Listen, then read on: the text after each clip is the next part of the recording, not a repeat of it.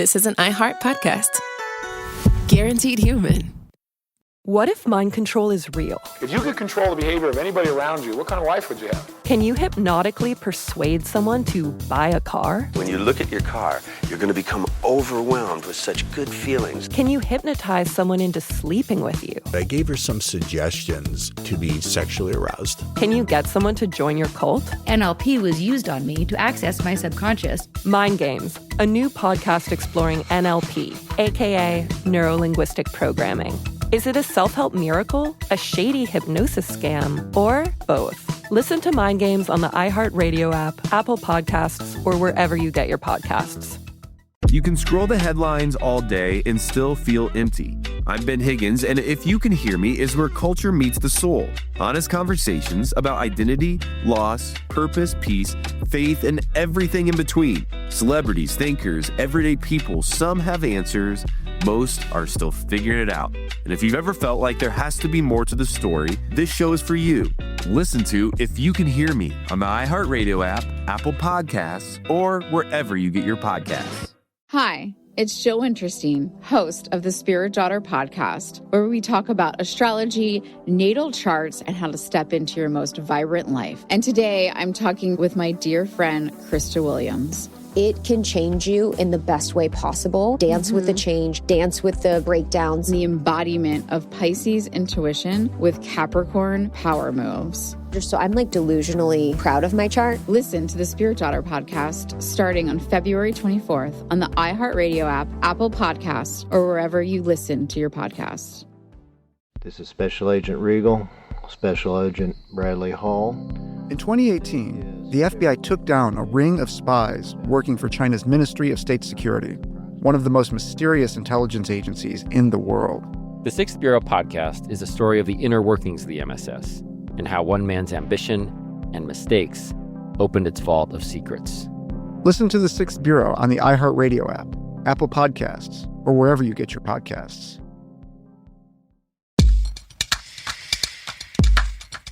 What's sad all of you are about to be? I'm Robert Evans. This is Behind the Bastards podcast. Bad people. Tell you all about them.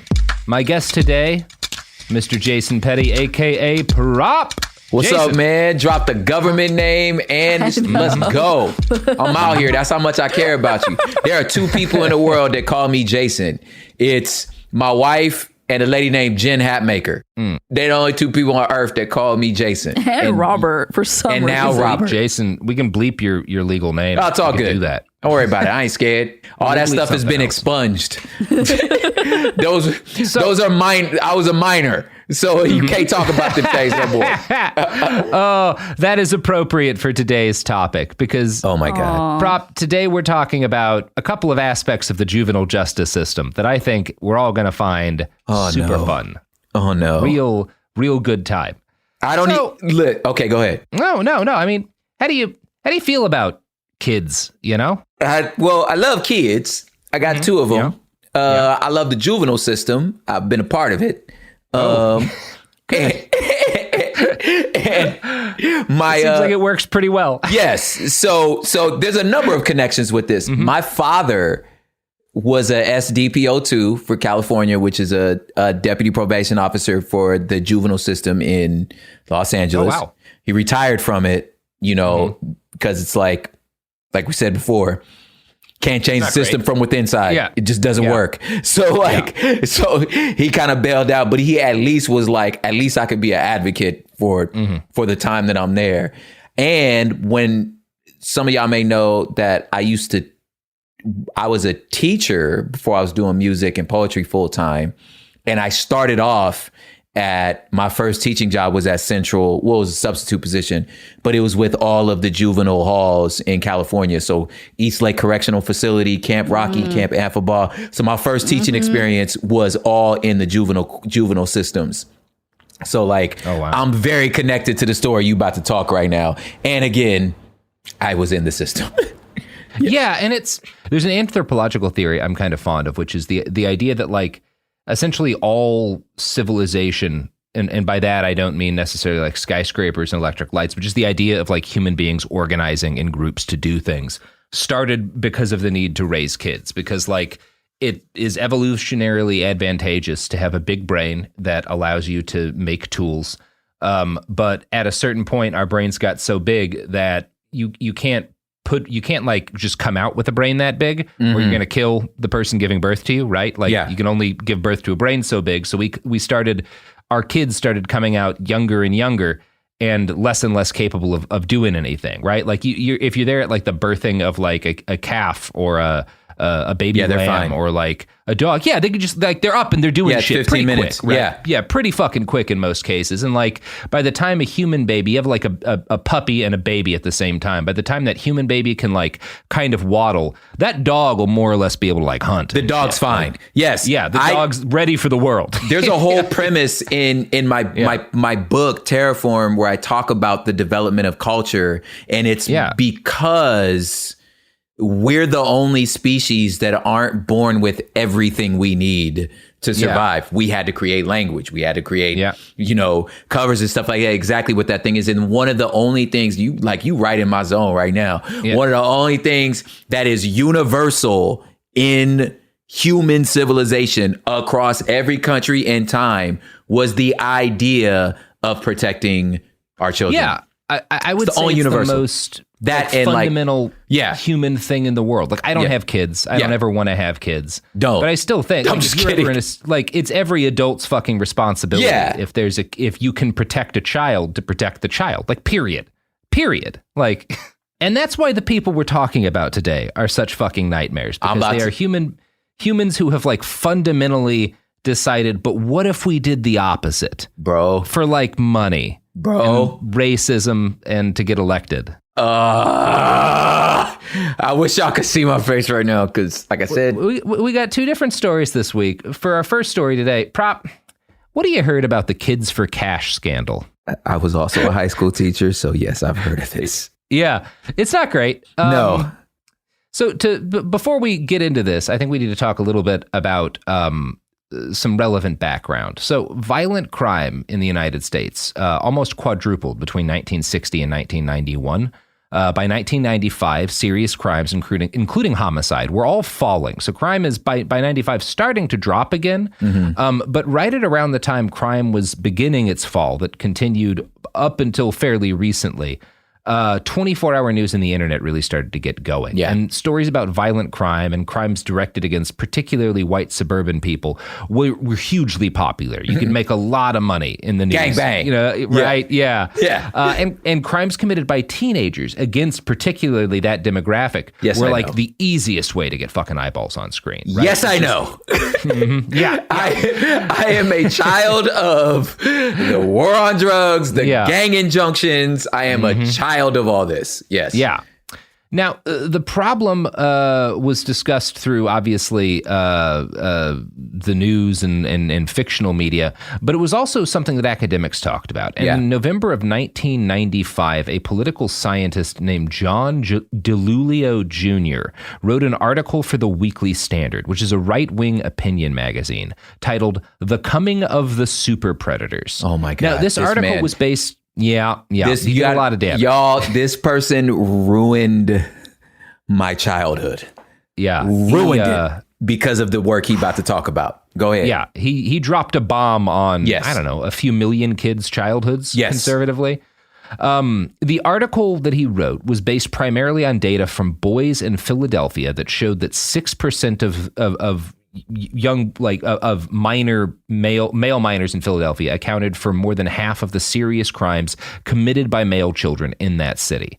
Now, as you might have guessed, number one, there's a number of reasons for this. This is just Philadelphia. There's a lot going on here. It's maybe not the best thing to draw broad sweeping societal conclusions from, especially in a vacuum. Yeah. And as you probably won't be surprised to hear, the article that DeLulio wrote was filled with very uncomfortable race-related lines, like this paragraph.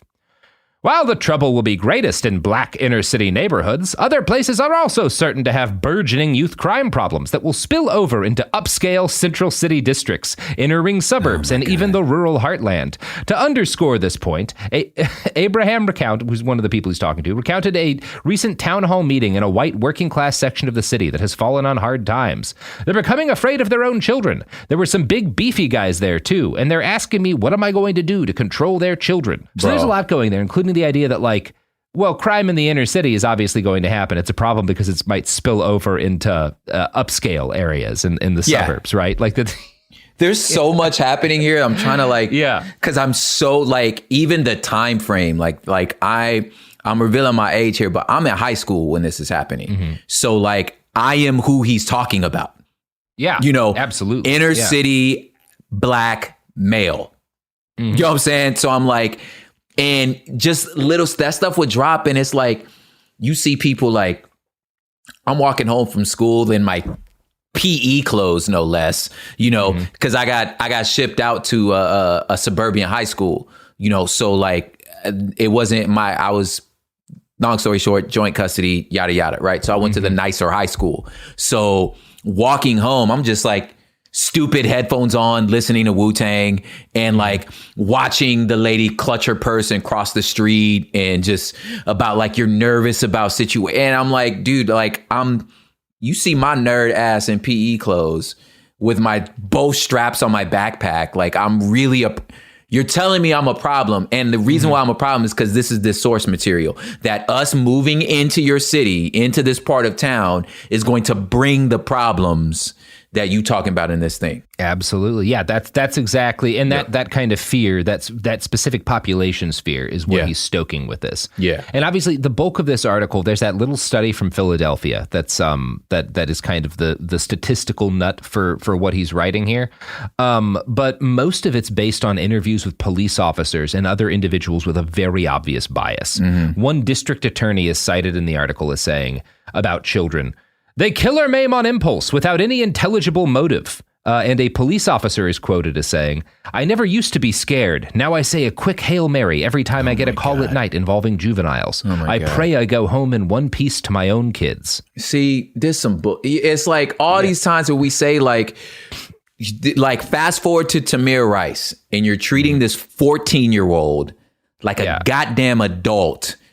It's this shit. It's like, like we not just like we're kids. Yeah. Kids like everybody else. I'm sorry. I'm so triggered right now. You totally picked the right thing, bro. Yeah. It's not going to get less frustrating. Yes, I know. So in the article, these quotes are followed by quotes from a group of who DeLulio describes as life-term inmates in a prison in New Jersey. And DeLulio makes sure we know of these inmates that, quote, many of them are black males from inner city Newark and Camden. And these guys he quotes as being terrified of today's super predator children, too. So he's being like, look, even these black criminals in prison are scared of kids these days. Like it's really a pretty horrific article. Yeah.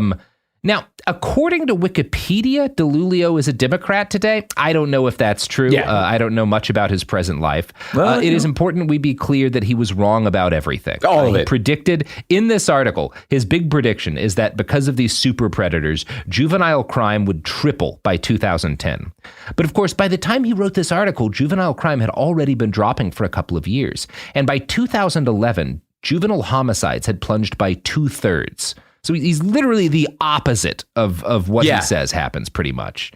And despite the fact that he was perfectly wrong about what's pretty much the only noteworthy claim he makes in his career, DeLulio received 2 awards in 2010 for excellence in academics. Of course so again, it doesn't matter. What matters is you gave people an excuse to be scared and do violence. That's all you got to do. That's all you got to do, man. Money, folks. Yeah. Yo, what's interesting about this moment is around, I'm gonna really show y'all some like actual hood politics, was like around the end of the 90s, there was a call that came from jail that was like, y'all gotta stop doing drive-bys. And it was basically because it was like, listen, dude, it's just not G. Like, this is not, we're not spending our lifetime in prison for y'all to just drive by somewhere and shoot something. So even like even the violent crime kind of slowing down, that was like, we did that for ourselves.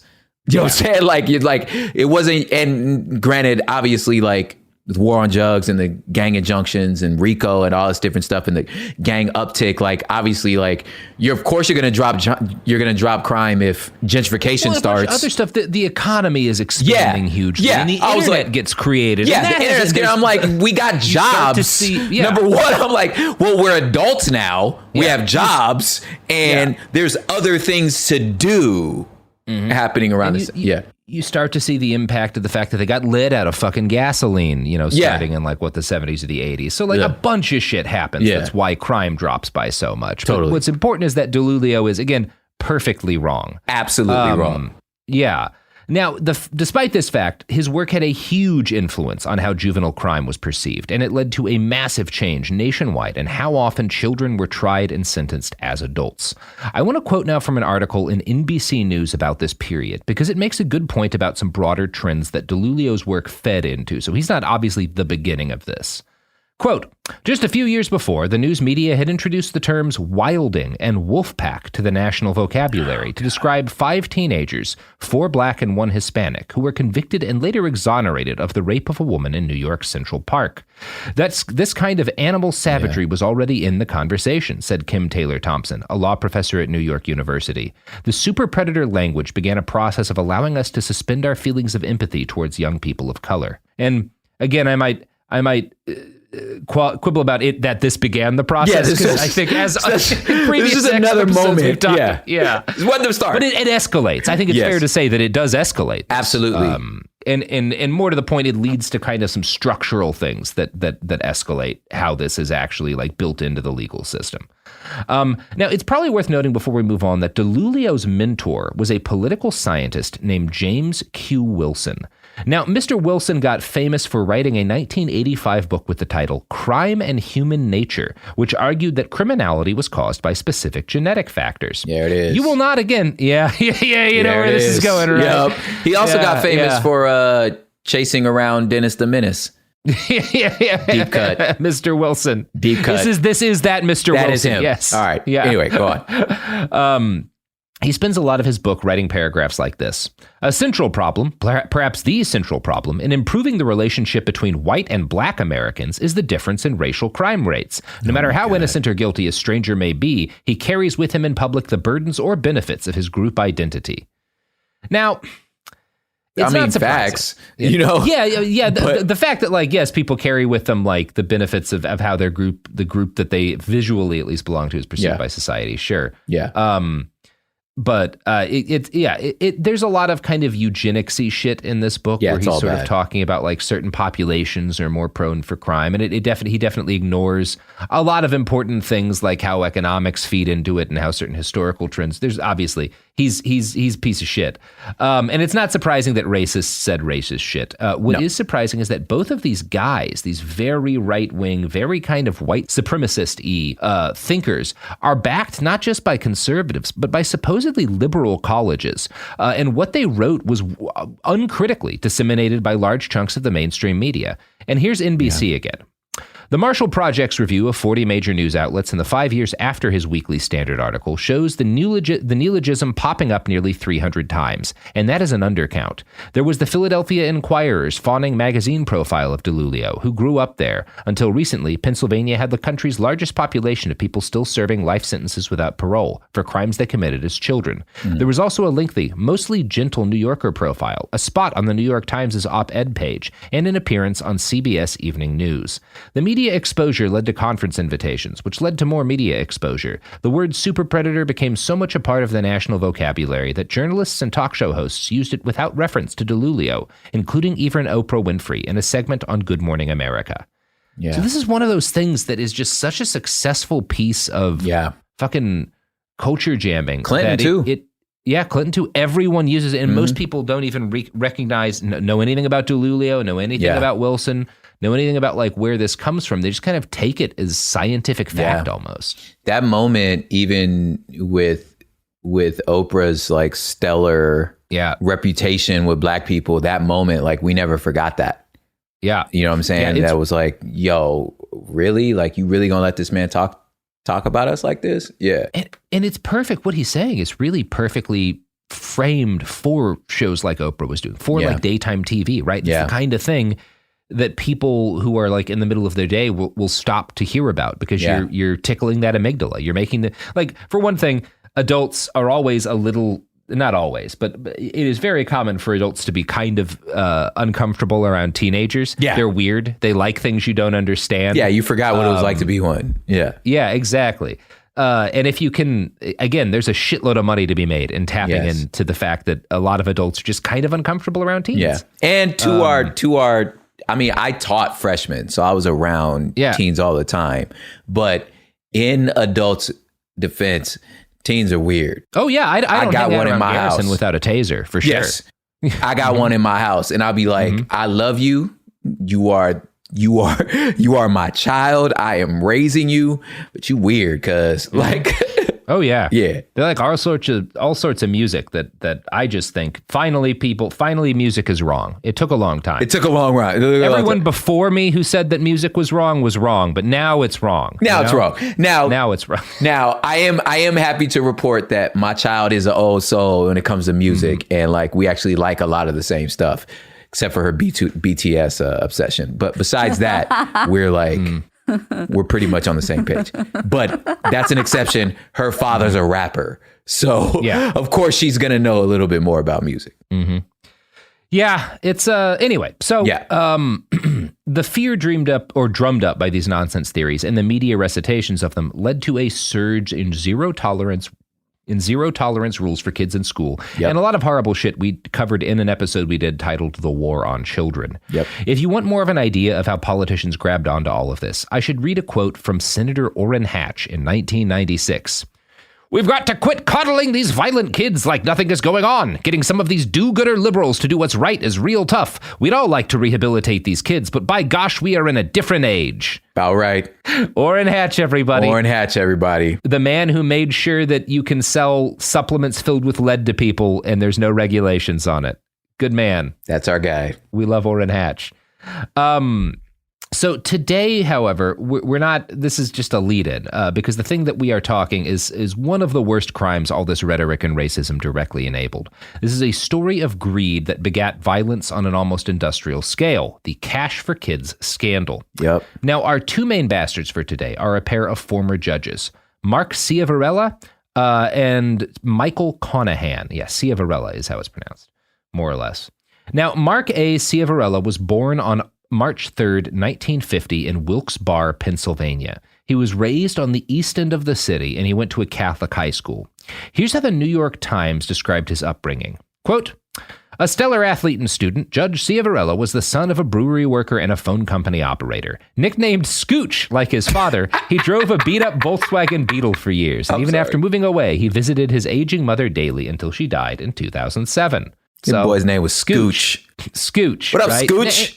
And Scooch grows up, to his credit, he's working class. Like most people who become judges don't come That's from what I'm trying to say, man. You got a nickname like background. Scooch, bro. Yeah, like how Scooch. you become a you're judge, not man? Rich Come if on. you're Scooch. You know? I'm like you one of the guys, bro. They don't call rich kids Scooch. No. Nobody ever went to a British boarding school and got called Scooch. Bro, Scooch, man, you and Scooch, y'all cut school, went to the corner liquor store, stole a beer, and hung out and smoked your granddad's cigarettes. Like that's Absolutely. Scooch. Scooch stole a lot of cigarettes. Yeah. I'm going to say 13. At least. Yeah. So after law school, he went to Duquesne University in Pittsburgh. I think that's how it's pronounced. Mark Ciavarella ran for a seat in the country's Court of Common Pleas in August of 1994. Now, as a judge, because he wins, he becomes known for the fact that he is a harsh sentencer, and also kind of like he likes to be kind of the Judge Judy dude. He likes to have these quips and shit.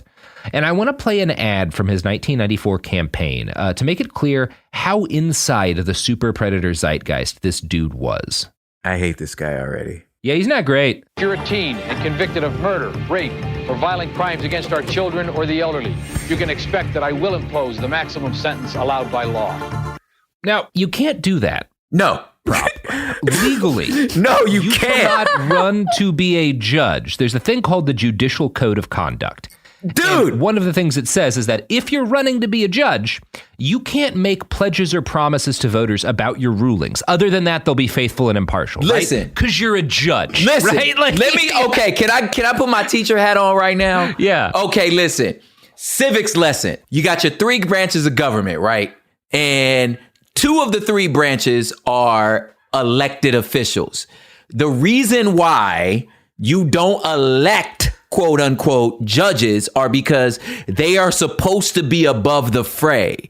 You're supposed to not be able to, because of popularity, what's going on in the world, you're supposed to not be, they are supposed to be above that because they are adjudicating the rights and privileges of everybody around us. So you're not supposed to do that. You even running an ad is already like, fam, what is you can't, like, this is not, didn't you go to law school, G? Like, you're not allowed to. I'm so frustrated right now. I'm sorry. Yeah, it is frustrating. Yeah. But you know what's not frustrating, Prop? The products and services that support this podcast. Because they... very few of whom are running for judgeships, although potentially some. Did you just say that the products and services aren't frustrating? None of them? Not a single one? I don't know, man. Some of those dudes be seeping in. I don't know what our filters be doing. You know what I'm saying? But I will say it's a lot of y'all because y'all be showing up, boy. Yeah. Watch it be the Washington State Highway Patrol again. Yeah. How did that happen? It's weird, too, that they would like... And why us? Who becomes a cop in Washington because of a podcast ad? It's like when Koch Industries was like, who the fuck... Like, what motherfucker listens to a podcast and goes, well, that's where I'm giving my oil refining business? Who is our demographic? Yeah. Who do we want to move to Ohio? Yeah, it's very funny. People that listen to these podcasts. Yeah. So here's some ads. Hi, this is Jo Winterstein, host of the Spirit Daughter podcast, where we talk about astrology, natal charts, and how to step into your most vibrant life. And I just sat down with a Minnie Driver. The Irish traveller said when I was 16, you're going to have a terrible time with men. Actor, storyteller, and unapologetic Aquarian visionary. Aquarius is all about freedom loving and different perspectives. And I find a lot of people with strong placements in Aquarius are misunderstood. A Sun and Venus in Aquarius in her 7th house spark her unconventional approach to partnership. He really has taught me to embrace people sleeping in different rooms, on different houses, in different places, but just an embracing of the isness of it all. If you're navigating your own transformation or just want a chart side view into how a leading artist integrates astrology, creativity, and real life, this episode is a must listen. Listen to the Spirit Daughter podcast starting on February 24th on the iHeartRadio app, Apple Podcasts, or wherever you listen to your podcasts. What if mind control is real? If you could control the behavior of anybody around you, what kind of life would you have? Can you hypnotically persuade someone to buy a car? When you look at your car, you're going to become overwhelmed with such good feelings. Can you hypnotize someone into sleeping with you? I gave her some suggestions to be sexually aroused. Can you get someone to join your cult? NLP was used on me to access my subconscious. NLP, aka Neuro-Linguistic Programming, is a blend of hypnosis, linguistics, and psychology. Fans say it's like finally getting a user manual for your brain. It's about engineering consciousness. Mind Games is the story of NLP. Its crazy cast of disciples and the fake doctor who invented it at a New Age commune and sold it to guys in suits. He stood trial for murder and got acquitted. The biggest mind game of all? NLP might actually work. This is wild. Listen to Mind Games on the iHeartRadio app, Apple Podcasts, or wherever you get your podcasts. Welcome to the A Building. I'm Hans Charles. I'm Menelik Lumumba. It's 1969. Malcolm X and Martin Luther King Jr. had both been assassinated, and Black America was at a breaking point. Rioting and protests broke out on an unprecedented scale. In Atlanta, Georgia, at Martin's alma mater, Morehouse College, the students had their own protest. It featured 2 prominent figures in Black history, Martin Luther King Sr. and a young student, Samuel L. Jackson. To be in what we really thought was a revolution. I mean, people were dying. 1968, the murder of Dr. King, which traumatized everyone. The FBI had a role in the murder of a Black Panther leader in Chicago. This story is about protest. It echoes in today's world far more than it should, and it will blow your mind. Listen to The A Building on the iHeartRadio app, Apple Podcasts, or wherever you get your podcasts. What do you do when the headlines don't explain what's happening inside of you? I'm Ben Higgins, and if you can hear me is where culture meets the soul, a place for real conversation. Each episode, I sit down with people from all walks of life, celebrities, thinkers, and everyday folks, and we go deeper than the polished story. We talk about what drives us, what shapes us, and what gives us hope. We get honest about the big stuff: identity when you don't recognize yourself anymore, loss that changes you, purpose when success isn't enough, peace when your mind won't slow down, faith when it's complicated. Some guests have answers. Most are still figuring it out. If you've ever felt like there has to be more to the story, this show is for you. Listen to If You Can Hear Me on the iHeartRadio app, Apple Podcasts, or wherever you get your podcasts.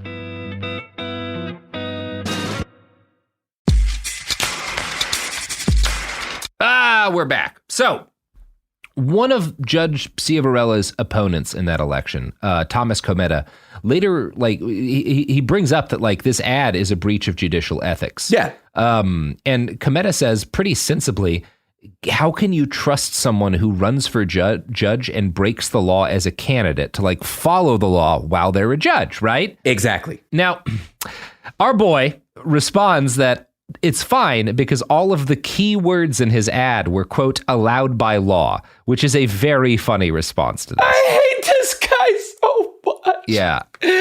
Oh my God, I hate this guy. You ruined my childhood. I'm telling you, whoever that is, he ruined my childhood. Yeah. I'm not even in his state. Oh boy. He was a real king of ruining childhoods, this guy. So Judge Ciavarella, however it's pronounced, I'm hearing some weird things in the Italian site that I just checked in to double check this, and I forgot.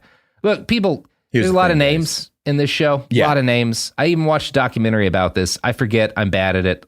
You could deal with it. Go listen to fucking, I don't know, what's another podcast that is good at names? None of them are, because they're all done by people like me. Probably some sort of NPR name. NPR show. Yeah, go fucking listen to NPR. They do this shit. They're good at that. The thing is, he put a lot of innocent people in jail. I already know that. He does. Oh, that's, yeah. You ain't even got to tell me. I already know he did. Yeah. Yes. So that's Judge Ciavarella's background, right? That's the kind of man he is. And we'll return to him in a minute because he's our main character today. But we should talk about a friend of his, Judge Michael Conahan, who's another part of this story. Oh, Conahan. Conahan, yeah. Now, where Ciavarella was a working-class kid who clawed his way into the upper crust, Michael was born sipping mint juleps at the country club. That may be a slight exaggeration, but his dad was town mayor for 12 years. So he is, he's the mayor's son. Yeah. I hate this guy. Now, his dad also owned a funeral home and was a heinously abusive prick. While Conahan was begging for clemency, spoilers, years later, his lawyer said, quote, he comes from a family with a patriarch who drove his children to success and used money as a barometer of that success. He was taught the ends justified the means. Wait, did you say he was begging for clemency? Yeah, this is when he is being tried for the stuff that he does. So take this with a grain of salt, right? Yeah. But here's the Times Tribune, reporting on what he claimed about his upbringing later. Mr. Conahan was beaten mercilessly by his father when he was a teenager for simply forgetting to stoke the family furnace at the funeral home. His childhood left him with deep insecurities and inadequacies that he repressed with alcohol. So he definitely, I think, has a drinking problem. We'll talk about how much we believe any of that, or how much we believe it. And even if it things, does, that's what he says later. See, that's the stuff that I'll be like, listen, man, you just can't trust white people. Yeah, because I'll be like, what that should do was build empathy. Yeah, that you went through that. You should be like, you know what? I'm going to be much more gracious to a lot of people. These people come from struggle. It's been hard. Hell, I was beat for doing things I wasn't. I understand that you may have made some bad decisions in your life. It's all good, man. I'm going to give you a second chance. But no, you decided to become, nah, bro. Nah. Yeah. Anyway. Yeah. I mean, it's one of those, like, I know a lot of people who got smacked around as kids. Me too. Most people I know did not do the things that this guy later does. That's why I was like, you don't even need to finish. I've been smacked around. You know what I'm saying? I got spanked in my public school. Dude, me too. Yeah. Now, while Conahan was still a child, there was an incident in his father's political career that one of his sisters would later note as relevant. Their dad awarded a business contract to a good friend, which led to charges that he'd committed an ethics violation. Quote, the elder Mr. Conahan couldn't understand why people considered it an ethical violation because he was awarding a contract to a friend because he thought that friend's work would benefit the community. She said their father never understood this. He couldn't see what the problem was. So, in these two guys, you've got one working class kid with a chip on his shoulder who's willing to violate ethical guidelines to threaten children in order to get elected by hitching his star to a racist criminal justice trend. And then you've got the insecure and possibly traumatized rich kid son of a politician raised to believe that blatant cronyism and corruption is fine if your goals are noble, right? So these are our main characters combo. today. Yo, these are real combo. I appreciate you having me on this because I would have had thoughts had I been listening to this show. I'd be like, I got thoughts. So I'm very glad to be on this. Yeah. Oh boy, buckle in. Man. Judge Ciavarella was on the County Court of Common Pleas, and Judge Conahan was the president judge, which gave him power of the purse. He gets to decide spending for a lot of the local justice system, right? Like he's a big part. He has a lot of power in deciding where the money goes in terms of like incarceration and stuff for the county. Okay. The New York Times lays out what happened next. Quote, it all started in June of 2000 with a simple business proposition, according to the judge's indictment and more than 40 interviews with courtroom workers, authorities, and others. Robert J. Powell, a wealthy personal injury lawyer from Hazleton, Pennsylvania, and longtime friend of Judge Conahan, wanted to know how he might get a contract to build a private detention center. Judge Ciavarella thought he could help.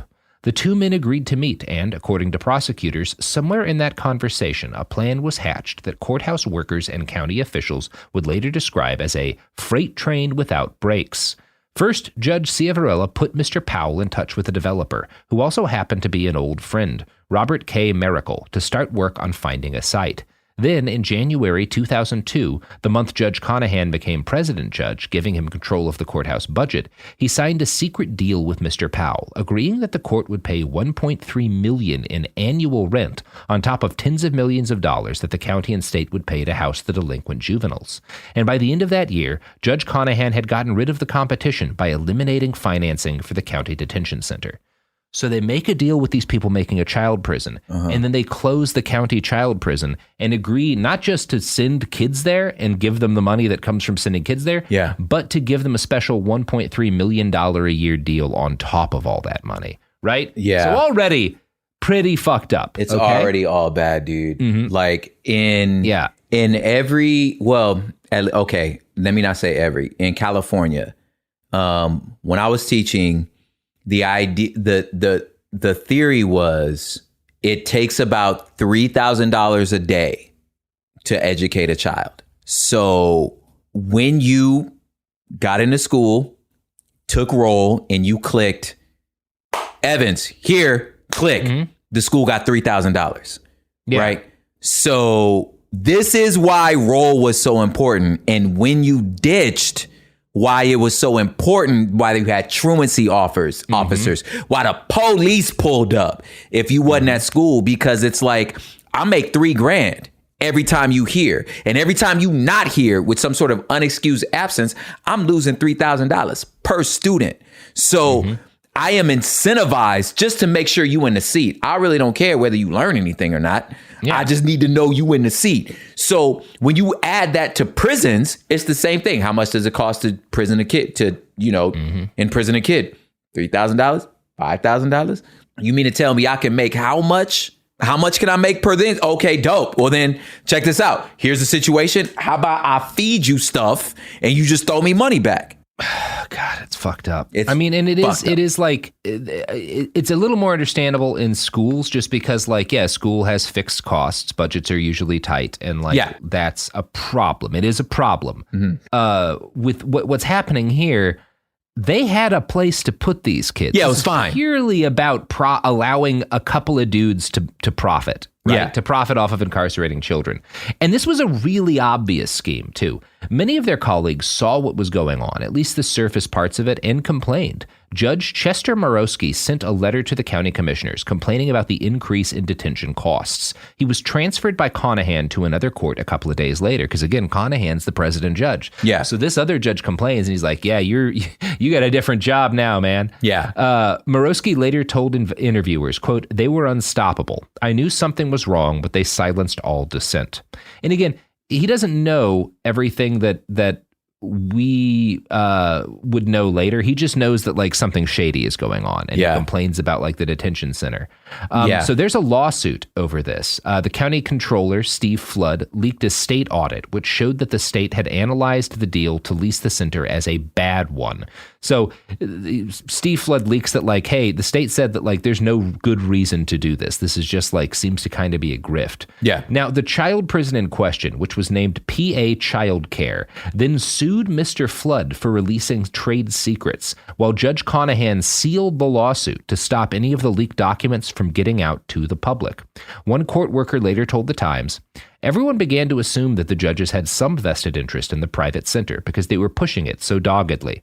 Yeah. And they did. Of course they did. I was like, please get to that. Yeah. Like, of course they did. Why kids get maximum sentences? We teenagers getting maximum sentences. Anyway, go on. Oh boy. It's prop. You already know how bad this is, but also it's going to be worse in some ways than I think you might be ready for. You probably are, because I only know my own experience. I only know California. Yes.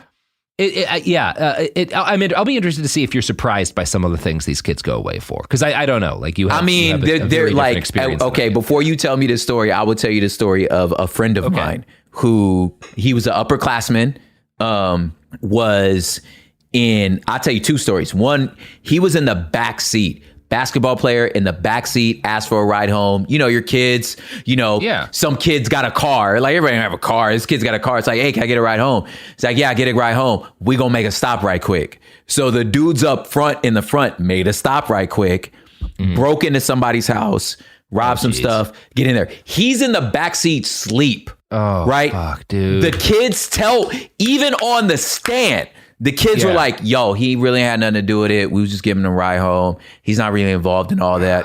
Kid did 5 years. And they told him, they told the judge, dude, we were just giving him a ride home. Like, he had nothing to do with it. Still went to prison, right? I have another friend whose uncle was hiding a syringe from his mom or my friend's grandma, because that was his uncle, right? So he was like, so that's my friend's mom. So he's like, it was a syringe in his backpack. Had no idea.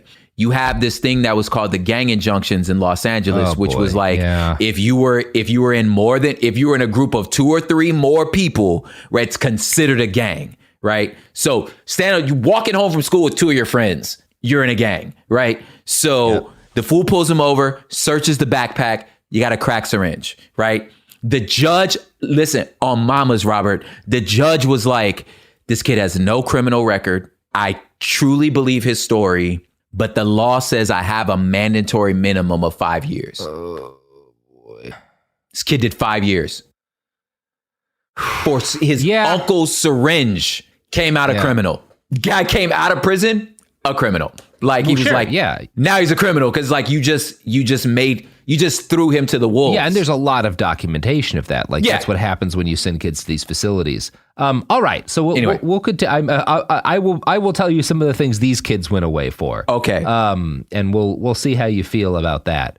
But Jesus Christ. Okay, so Powell, the guy who is the realist, or the lawyer who like helps start talking about this deal, would later claim in court that after they get this thing underway, the 2 judges extorted him for bribes. And they basically said, we won't send more kids to your facility and it'll go out of business, right? If you don't pay us directly.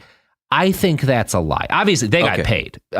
I think he's lying about them extorting him. I suspect this was the plan from the beginning, right? There's a number of reasons this is unlikely. One thing is that, as the Times Tribune reports, which is a local paper, there were plenty of other kids from Pennsylvania to go to the juvenile detention center. They wouldn't have gone out of business if these judges had stopped. So I think they had a mutually beneficial arrangement. I don't think he got extorted at all. The reality seems to be that Powell and his business partner, the builder of the PA Child Care Center, Robert Miracle, agreed to bribe Conahan and Judge Ciavarella in order to secure $1.3 million a year in guaranteed rent, plus additional funds, because every time they get another youth prisoner, they get more money. So in exchange for this, Judge Ciavarella and Conahan get hundreds of thousands of dollars per year, in total about $2.8 million. And this is over, I think, like a 4 or 5 year period. So a lot of money. Yeah. Now, Judge Ciavarella was extremely eager to do his part, as this quote from the Wall Street Journal's coverage makes clear. Quote, Judge Mark Ciavarella Jr. reportedly sent kids to the private detention centers when probation officers didn't think it was a good idea. He sent kids there when their crimes were nonviolent. He sent kids there when their crimes were insignificant. It was as though he was determined to keep those private prisons filled with children at all times. According to news stories, offenses as small as swiping a jar of nutmeg or throwing a piece of steak at an adult were enough to merit a trip to the Hoosgow. Over the years, Mark Ciavarella racked up a truly awesome score. He sent kids to detention instead of other options at twice the state average, according to the New York Times. He tried a prodigious number of cases in which the accused child had no lawyer. Here, says the Times, the judge's numbers were fully 10 times the state average. And he did it fast, sometimes rendering a verdict in the neighborhood of 1.5 minutes to 3 minutes. What? Yeah. Oh, man. Just instantly. Some people will say there were 30-second judgments where he just stands before him and you're done. Bro, so this is the stuff my pops would talk about. He would be like, we would know him among the other probation officers. They would already know, like, this kid don't need to go to those. He don't need to go to, like, he's fine. Just like, let me, I'll take care of him. You know what I'm saying? And you stand in front of the judge. As soon as you see the judge, you be like, oh shit, here we go. He's not going to listen to me. You know what I'm saying? So my father was like, in his 30 years, he never recommended prison, ever. 30 years, never recommended prison. He was always like, I'll take him. Didn't matter. He knew the judge. When he walked in, he knew the judge. He would be like, the kid's going to jail. This kid's going to jail. He just knew as soon as he looked at the judge. Yeah. Yeah. And it's one of those, like, it's just so fucked up that it could work that way, that it's ever been allowed to work that way. That, like, it doesn't. Everyone can know it's wrong, including, like, fucking the parole officers and everyone. It's just this guy. It's one of those things. Like, I know some people who have, like, not done time because they got a judge who was like, get a great judge, chill. Like a judge who was like, this is bullshit. Like, I have no desire. A friend of mine just didn't go to prison. We were at all in court with him a couple of months ago. Wow. And it was because the judge was like, well, this is like, basically said the judge equivalent of like, this is a stupid case. So that does happen.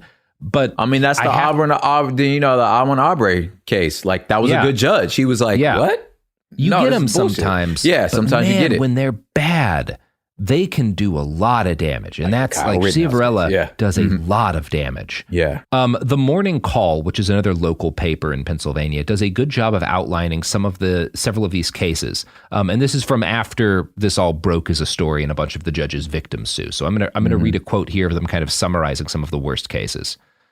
Among them was Melanie Petrillo, who said she was 12 when she first went before Ciavarella in juvenile court in 2002. Ciavarella, she said, wouldn't let her speak in her own defense. On Monday, Petrillo testified that a visiting friend set a small fire in a garbage can outside her house. She went inside to get a glass of water, and police quickly arrived. She was arrested and later taken before Ciavarella, who sentenced her to a few months at the former Luzerne County Juvenile Detention Center.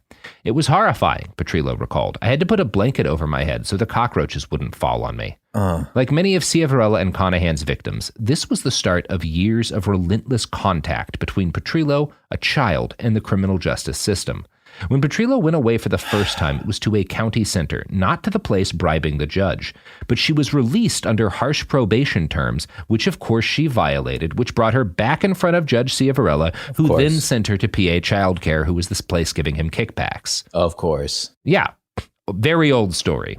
Petrillo claims this time behind bars led to her falling in with a bad crowd due to her reputation, which led to her getting a burglary charge. She winds up in front of Ciavarella a third time, and she doesn't get out of juvenile detention until she's an adult. Like her whole childhood from age 12 on, so the last 6 years of her childhood just gone. Yeah. As a result of this chain of events.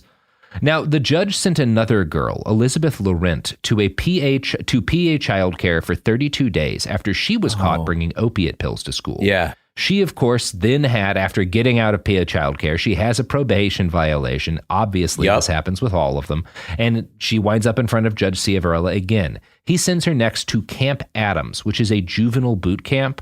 I haven't seen any evidence this boot camp gave him kickbacks. Like, he doesn't always send kids to the places that are paying him. He really likes to send kids, incarcerate children, even if he's not getting money. He's just fine to take bribes for it, too. Elizabeth Laurent, because she winds up getting sent to this boot camp, loses the college scholarship that she'd won. And obviously, things go worse for her after this. She claims that she started hanging out with a quote-unquote bad kid because the parents of her old friends wouldn't let her hang out with him anymore. Things go, from there, she's in and out of different places. Her overwhelming memory of Ciavarella as he demolished her hopes and dreams, again, she had a college scholarship set up when this happens, was coldness and what she described as a nonchalant demeanor. That's he's, again, very perfunctory for him. Zachary Richards wound up in front of the judge because he stole a candy bar. He was candy after bar, this. bro. Yeah, at age 14, he steals a candy bar. Ciavarella sends him to juvenile detention, and he's there for the rest of his childhood, from age 14 to 18, mostly in PA Childcare, the place giving the judge kickbacks. His mom is adamant that Zachary never recovers from this, and she blames his suicide at age 27 on Judge Ciavarella. No. She is not the only mother making this claim, and I'm going to quote now from a write-up by Penn Live. Fonzo's son was 17 and an all-star wrestler with a chance at a college scholarship when he landed in Ciavarella's courtroom on a minor drug paraphernalia charge. Though the teen, Edward Kinzakowski, had no prior criminal record, he spent months at the private lockups in a wilderness camp and missed his senior year of high school. Kinzakowski emerged an angry, bitter, depressed young man. He committed suicide last June at the age of 23. He was just never the same. He couldn't recover. He wanted to go on with his life, but he was just hurt. He was affected so deeply, more than anyone knew. That's his mom. Yeah, it's bleak. Oh, yeah. That stuff like that, it just hits so close to home. Yeah. Because I know kids who were either my friends or people I taught that, like, I know the like, man, these are like gentle souls. Yeah. And then they're put in this situation over a motherfucking candy bar. Come on, man. Yeah. Yeah. And then what's crazy is, like, at least in Cali, camp is your best bet. Yeah. You know what I'm saying? Because it's like, there's a school there. You know what I'm saying? It's not like East Lake. It's not like Central, which is like, I mean, or you get sent up to YA, which is California Youth Authority. That's up in the north. That's prison. Yeah, like, and it varies, like, because some states, the wilderness boot camps are like the worst place you can go. It just kind of depends on your system, because some of those places are nightmares. Yeah, it's just everywhere's different depending on how bad their juvenile detention. And obviously, our camp is not wilderness in any way. It's just like there's one in Whittier, California, like just right off the corner of like the wilds of Whittier. Yeah, it's just Los Padrinos. It's like Whittier and freaking Mar Vista Drive. It's just like, oh, hey, look, there's a juvenile prison right there. Yeah. So one of Judge Ciavarella's favorite places to send kids, when he couldn't send them to PA Childcare, was the Glen Mills School. Ryan Lamoureux, for example, was sent there by Ciavarella for 5 years on a vandalism charge. Another 14-year-old was sent there for the crime of stealing loose change from unlocked cars to buy a bag of chips. So that's it. That's why that kid gets sent to the Glen Mills School. Not the car. He ain't steal the car. Nope, didn't even break a window. Just took some change out of it. I just needed some quarters. Which, we can say isn't ideal behavior, but like, I mean, fine the kid. Well, Let me tell you what this place is like. I want to quote from a Philadelphia Inquirer article for some context on the Glen Mills School, where he sends a child for stealing spare change. Okay. Another teenager was removed from Glen Mills and sent to a state-run facility in 2017 after counselors stepped on the boy's face and broke his jaw so severely it had to be wired shut. And last summer, 2 counselors were caught abusing a Philadelphia teenager on surveillance video. One slammed him to the floor and choked him. Then the other punched the 17-year-old in the face. Both were later arrested. So that's the kind of shit that happens at Glen Mills. I feel like you just said stepped on his face. Yep. That's what you said, right? Yeah. Okay. Yeah. And these are a couple of cases, but like it happens so constantly that in 2019, Glen Mills has its license revoked and the state removes all children from its custody. Now, Glen Mills had been founded in 1826. So Judge Ciavarella is a monster. I'm sure this place has been about that bad forever. Yeah. In their defense, in the 1800s, you could step on a kid's face. Yeah, you could. It was almost mandatory. Yeah. Now, it's one of those things. When you read articles about like the fallout from the Cash for Kids scandal, there's a bunch of like comments from judges and other people in the criminal justice system being like, these men did tremendous damage to trust in the criminal justice system, to the sanctity of the courts, to the sanctity of justice. It's like, kick I rocks, agree, these bro. guys are pieces of shit, but dude, yeah, like don't try to give me kick that rocks, shit. Bro. Like, come on now, we ain't as bad as them though. I mean, we bad, but we're better than them, man. Don't try to give me that shit, man. Yeah, kick rocks, dog. You're good. Yeah, and the reality is that all of the horrible things we've talked about, he only got in trouble for because he took bribes to do them. If he'd just done this because he was a piece of shit, and he was willing to, he did a lot of it without getting bribed. Yeah. If he just hadn't taken the bribes, he never would have gotten in trouble for this shit. And in fact, the hellish sentences he imposed on children for minor, what you could only often loosely describe as crimes, were lauded and celebrated by his community for years. In 2006, he was reelected for another 10-year term. NPR reports, quote, "The community applauded him, schools applauded him, police applauded him. He would go into schools and he would warn kids, if you come before me, I will send you away. And so schools invited him year after year to come in and talk to them. So when a kid came before him and there was a school crime, this could be a kid getting into a fight, or in our case, we had a kid who did a fake MySpace page for the principal. He would say, 'Do you remember me being in your school?' And he would say, 'I said I would send you away. Get him out of here.' And that's what would happen. He sends a kid to a fucking child prison for making a fake MySpace page about like an administrator at the school. Oh my God. Yeah, like a fake MySpace page. He sends he locks a kid up. He gives them a criminal record for a fake fucking MySpace page. So this is why, listeners, this is why during elections, when we hear terms like, oh, he's going to be tough on crime, we're like, that's a dog whistle. This is what we're talking about. Yeah. It's like, that's what you mean by tough on crime. Yeah, like if a kid makes a MySpace making fun of his principal, I'm tough on crime. Like, all right, bro. That's what you mean by crime. Just blasting kids' lives apart. For no real reason. But you know who won't destroy the lives of children for no good reason? Can't say. You can't say that because it could be a Washington State Patrol ad. It could be a Washington State Highway Patrol ad. I was like, I don't know, man. I can pretty much guarantee and that one there's a high possibility. That one time we had little FBI ads. Yeah, you can't say that. It could be the FBI. Or it could be, I mean, even worse, it could be one of those, the food box companies that uses their profits to hunt children for sport in islands off the coast of Indonesia. What's the one you really don't like? I don't know. Which one? I think you hate. Oh, they're the ones who have the island where you can hunt kids for sport, right? Are you serious? Yeah, coast of Indonesia? Is that? Yeah. Look it up. Hi, this is Joe Winterstein, host of the Spirit Daughter podcast, where we talk about astrology, natal charts, and how to step into your most vibrant life. And I just sat down with a Minnie Driver. The Irish traveler said when I was 16, you're going to have a terrible time with men.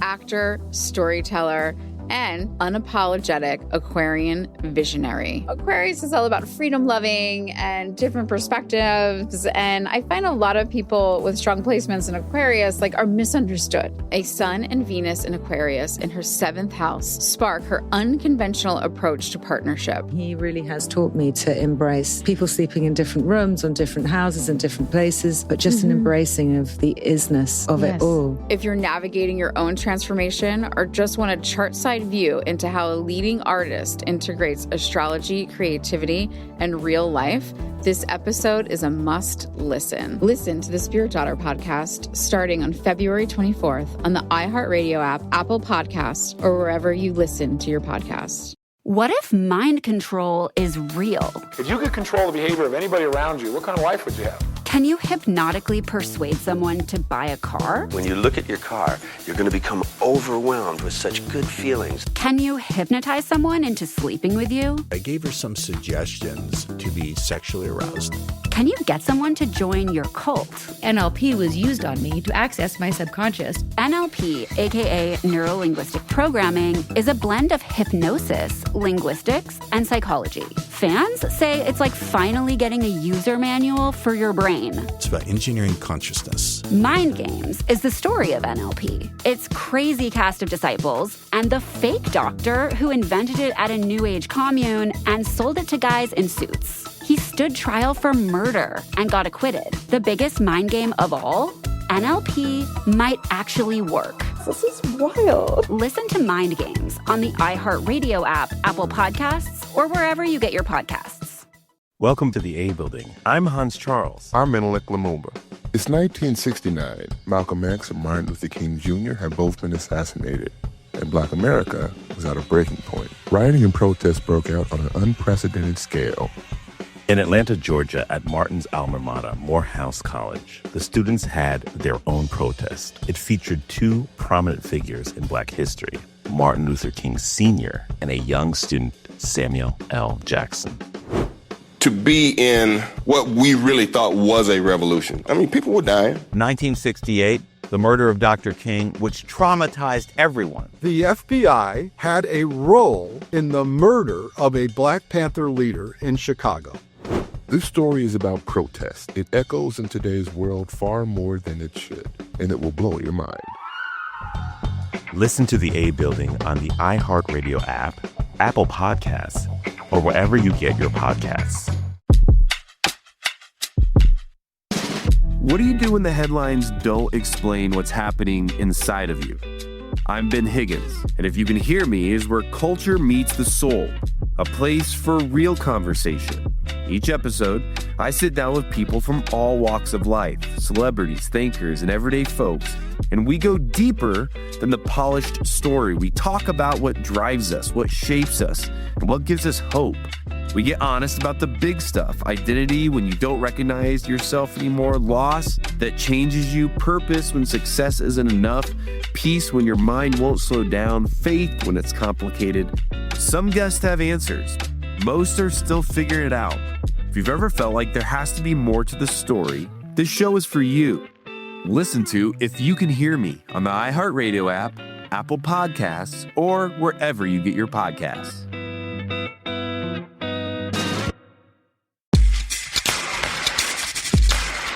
We're back. Yep. Those are some good ads for Absolutely. Now, 50% prop of children who appeared before Judge Ciavarella did so without a lawyer. He remanded an average of 300 children per year into custody, which is nearly, obviously, one a day. When you factor in vacations, it probably is about one a day. In the years before he made the deal with PA Child Care, Ciavarella had remanded about 4% of the juveniles in his court to criminal custody. As soon as he starts getting paid, it goes to 25%. So this is very obvious. Some of the offenses that he locked kids up for included, as stated, making a fake MySpace page. Other kids were jailed for stealing a $4 jar of nutmeg or throwing a sandal at a parent. I know, right? Yeah. Why would you not laugh if you were a judge? You're like, yo, you threw a chancla right now? Throw a sandal at the kid. That's a fair punishment. I threw a chancla at the sandal. That the kid should have is the judge should throw a sandal at him. Just throw a sandal at him. Yeah. That is absurd. Also, Gen Zers, let me tell you what MySpace is.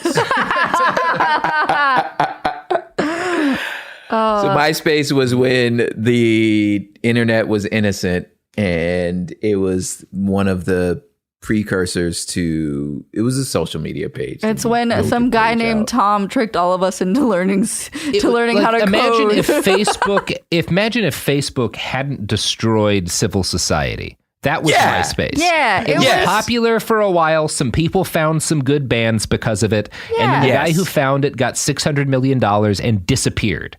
And is not mired in any way in any of the social media. Just like, and he never changed his profile picture. Never changed his profile picture, and so far there hasn't been any self-indulgent documentaries. Hasn't said shit. Just and was why like, would it? Bye. You're welcome. That's what proves he's the only one of them who's a reasonable person, because a reasonable person gets $600 million and fuck it. And disappears. You're gone. Buys an island and I'm gone. Yeah. Ciavarella told one kid during sentencing to count the number of birds on the windowsill outside the courtroom. He gave the boy 1 month in detention for each bird sitting outside the courtroom. Like, that's the kind of shit he's doing, because he's like bored. Absurd. He's just making it fun for himself, you know? Yeah. Oh, because the kid ain't got no lawyer. Yeah, because the kid ain't got what's he gonna do? Complain to someone? Fuck that. Yeah. Kid can't be like, I feel like that's not legal. I feel like you can't do that. Yeah. What do you say? Get her, kid. Yeah, it's pretty Go make good. me $3,000. Yeah. In interviews during this period, Ciavarella was very open about how severe he could be. He told one journalist, quote, "My experience has been if you bring a child in who broke the law and put him on probation, chances are he'll be back in the system in a short period of time. If a child believes the consequence will be anything other than placement, they don't care. I have to find consequences that will get their attention." Now, obviously, we know statistically that, like, the worst thing you can do if you want kids to not go to prison is lock them up when they're kids. Yeah, there's that. It has a massive correlation with them being locked up as adults, but whatever. There's that. Also, let me throw in this thing about probation, why kids go back, because if you say part of your probation is you can have no interaction with anyone from your former life or anyone who's involved in any sort of criminal or gang activity. But if that person is your fucking brother, like, so do I need to move out? Like, so if you catch me with my uncle who just sent me to go get some groceries, I violated probation. I guess I'm going back to prison now. You know what I'm saying? So like, even the probation stuff, like fools going back, it's like, so I have to move. What you're saying is if I go back home and the probation officer pull up and I'm literally just sitting on my porch, you know what I'm saying? And the person who's sitting across the street who just checking their mail just happens to be from the same hood I'm from, I broke my probation. I'm going back to prison. Yeah. It's like, it's very difficult for to not wind up in that situation. And that's how it's supposed to be. Now, Judge Ciavarella explained in an interview to another reporter, quote, "School is a place for kids to go and learn. 2% of kids at school should not ruin it for the other 98%. Anyone who gets in the way of that, I don't have a problem sending them away." Which is, I can't think of how many times I heard logic like this from like adults in my life when I was a kid, that like, well, you just got to get rid of those kids who are disrupting everyone else, as opposed to like, well, maybe you could figure out what's going on and divert resources. Well, you're the red to, Mustang try to take care of them or whatever. But no, that's not. Did you hear about the red Mustang? No. That's similar to like the broken window theory. It's like the red Mustang is like, well, if any of us are speeding on the road and you're driving a Prius, like nobody notices. But if you're speeding and you're a red Mustang, and everybody's going to catch you speeding. So that kid who always got them outbursts, well, you're a red Mustang, man. Like everybody's going to see what you're doing. So like so you're the problem, and everybody sees it. So everybody sees you speeding, then all the little Priuses think that they can speed. So then that's how they do these kids, man. It's, yeah. I almost punched an administrator was making that analysis once. I was like, yo, you looking at me like I'm 23 years old as when I first started teaching. I'm like, I'm 23. So I'm looking at you like you're talking about me. Mm-hmm. Like I'm that kid. Like what the, nah, I'm good. I can't work here. Yeah. It's awesome. I mean, because they're not thinking about it as like, I think we should be destroying the lives of children and condemning them to a life of what in many cases is very close to slavery. They're thinking like, well, it's tough love. This is how it's the same attitude towards like, well, yeah, sometimes you got to smack a kid around, sometimes you've got to like, you have to be harsh with children. Otherwise they'll grow into monsters. Yeah. Which that's a deeper analysis than we could do. Yeah. Today, but yeah. I even told a kid who came out of juvie that ended up in my class, I told him that theory, but I told him in the theory in the sense that like, these people are gunning for you. Mm-hmm. You know what I'm saying? So I'm like, stay close, homie. Like, just in the sense of like, I'm trying to protect you from this. You know what I'm saying? Like, matter of fact, like the juvie you came from, I used to work at before I worked here. So I'm like, I'm trying to tell you, bro, you ain't trying to go back, right? They gunning for you. This the way they think of you. They think of you like this, bro. Man, I'm so. Read more. Yeah. Yeah. So it's pretty bad. This is a pretty bad scheme that these guys have. And again, it would have been perfectly legal if they hadn't been taking bribes. Nothing about these horrible, you see in all the coverage, these like horrible cases that I've just related to you, they go into detail about them, but they rarely note that like, and it would have been fine if they hadn't taken kickbacks. Those aren't crimes. Like, those aren't crimes. You can be as bad to children as you want as a judge. It's fine. Yeah. The scheme fell apart because in 2007, the parent of a child being railroaded by the judge placed a call to the Juvenile Law Center of Pennsylvania. And these people rule. They started to investigate and found that kids regularly appeared in front of the judge without any lawyer of their own. And again, this is something he gets in trouble for. It's something you can say like he doesn't have the legal right to do, but he'd done stuff like the campaign ad that he couldn't technically do. Yeah, you're not he supposed to wouldn't do have gotten that in trouble for this if it hadn't have been for the bribes. I don't think. I think it's really unlikely. They noted, so the Juvenile Law Center looks into him, and they noticed that he's got this tendency, kids are showing up without a lawyer, and he's got a tendency to very quickly declare children guilty and take them away from their parents. So they petitioned the state Supreme Court in 2008 to vacate these judgments, and the court denies them. So again, if it hadn't have been for the bribery, the court already proved if it hadn't have been for the bribery, he probably would have been fine. The thing that destroys him is that in 2006, so 2 years before the Juvenile Law Center starts their investigation and makes this petition, the FBI gets a tip about the fact that he's being bribed from somebody who works in and around him, right? Finally, one of these fucking people, because everyone knows what's more or less what's happening. They don't know for a fact about the bribery, but like he buys a yacht. He and Judge Conahan have these mansions next to each other. They've got like, they're like living new better than judges aren't poor people, right? Like judges get taken care of, but like they're living out of their means. He walking in with a Rollie, got the Rollie on. It's like, what's up, guys? Like, yo, where you get that Rolex? Oh, you know me and work some overtime. Like, what? Yeah. Bam. Yeah. Where you get that Rolex from? Judge overtime? Yeah. Yeah, you get judges. There's no such thing as judge overtime, G. There's no such thing. So so somebody gives the FBI a tip, and they do an investigation. And in 2008, the same year that the state Supreme Court denies this petition, the FBI charges him, and they come out with like, it's the same thing we've seen with like the Capitol. You get this big charging document that has all of the things the state is accusing them of. They accuse Ciavarella and Conahan of, quote, ordering juveniles to be sent to these facilities in which judges had a financial interest even when juvenile probation officers did not recommend placement. Mm-hmm. Now, a flurry of press coverage and investigations followed. Here's the Juvenile Justice Center. Quote, the scope of the violations of the children's rights in Luzerne County turned out to be more egregious than anyone could have imagined. From 2003 to 2008, the Luzerne County judicial corruption scandal altered the lives of more than 2,500 children and involved more than 6,000 cases. Over 50% of the children who appeared before Ciavarella lacked legal representation. 60% of these children were removed from their homes. Many of them were sent to one or both of the two facilities at the center of the corruption scandal, believed to be the largest judicial corruption scandal in our history. This is like a lot of lives that these guys just nuke. I mean, and those numbers are pretty stark. So Judge Conahan, the guy who says his dad beat him and is an alcoholic, as soon as the FBI starts gunning for them and there's charging documents, he is smarter than his partner. He's like, "Yep, I did it. You know what? You don't have to take me to court. I plead guilty," right? Which saves the government a lot of money. And as a general rule, that's part of why if you plea, and this is problematic too, because oftentimes they use this to like fuck people over and like give people charges that maybe they wouldn't have if they went to court, but you kind of take, well, better to take a guaranteed 6 months than maybe go away for 10 years if this actually goes to right. In this case, it's fine. He's absolutely guilty. He pleads guilty. He gets like 11 years. Robert Miracle, who's the builder, gets like a year or so. So does Robert Powell.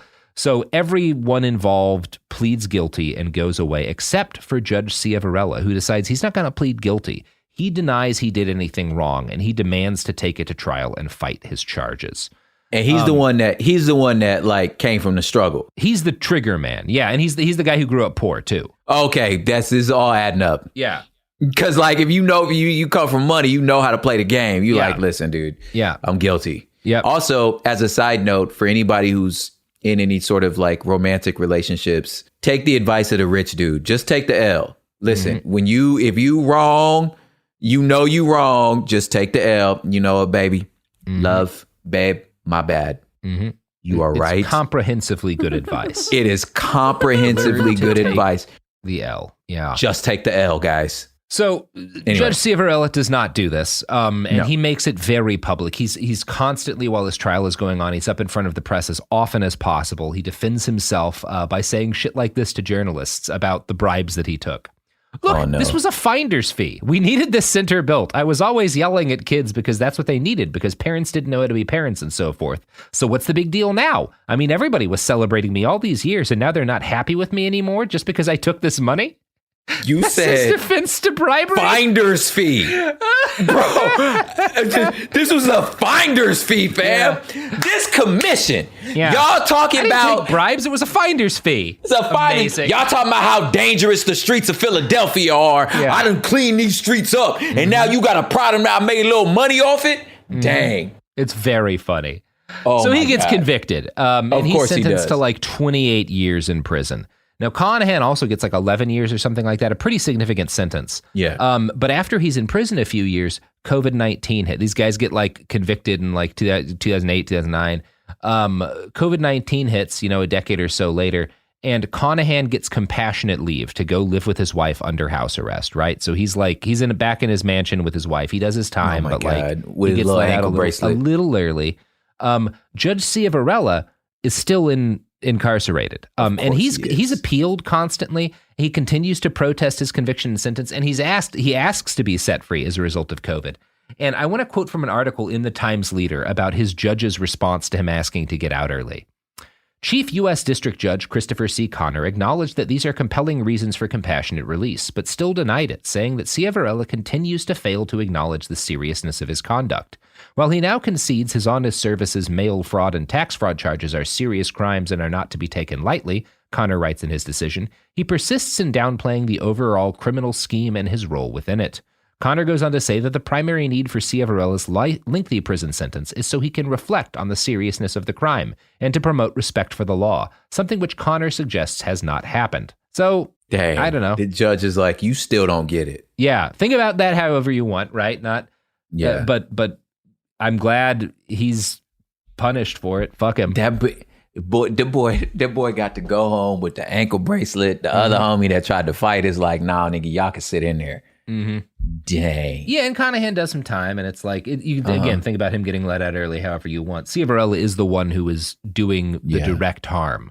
The most direct harm, at least. They both are doing direct harm. Ciavarella is the one who's sentencing the kids, What kind of prison is that? Do you know, like, what kind of prison they're in? I think it's got to be a federal prison, right? Because it's a federal prison. So it's probably a nicer federal prison, I would guess. That's what I was going to say. I was like, I'm going to guess it's not the worst of them, but I don't know. You can't put no judge in G-pop, you know what I'm saying? You have to be careful with that guy so he doesn't get, murdered. Yeah, or he ain't doing a lot of time. He goes, that time going to be done real quick. You put a judge in there with the general population. Yeah. But yeah, that's the Cash for Kids scandal. Oh my God, dude. Good stuff. How you feeling? Triggered.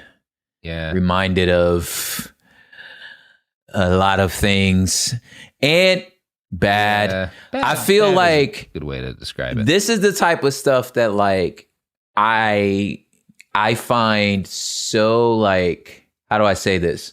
Refreshing in the sense that like it's telling the rest of the world like, see, we're not crazy. Yeah. I'm not making this stuff up. When we say bigger, it's like I don't have 2 hours to explain to you that the system is broken or that it's corrupt and just, well, if you were not guilty, then you have nothing to worry about. Like, to explain why, that's the dumbest shit I ever heard. It's like, listen, this is what I'm trying to tell you. Like, fools get sent to jail on dumb shit because there's money to be made, is what I'm trying to say.